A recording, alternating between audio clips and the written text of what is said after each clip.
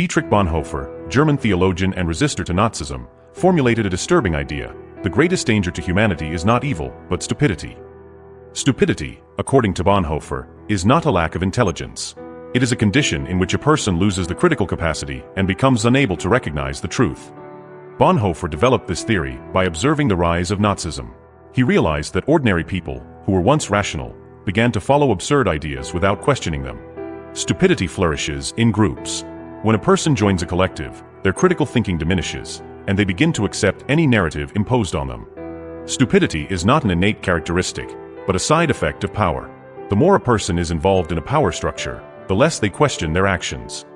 Stupid people don't act on their own. He repeats slogans, rejects logical arguments, and resists any attempt at reasoning. The problem has become much worse in the digital age. Misinformation runs wild and without control, and the stupid embrace it, believing they own the truth.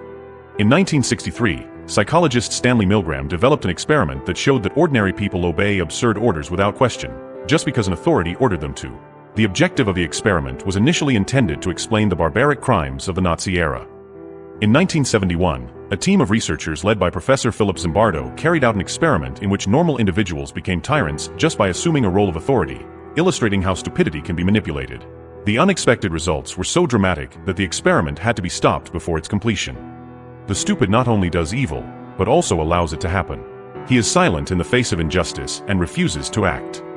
Intelligence is not the antidote to stupidity, but rather individual responsibility. We need to teach to question, not just accumulate information. Stupidity is maintained through isolation.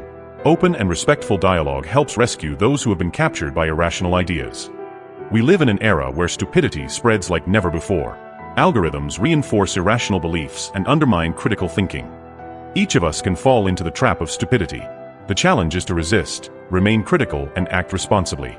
Evil can be contained, but stupidity is impenetrable. If we want a better future, it is not enough to fight evil. We need to fight stupidity and know how to filter the truth.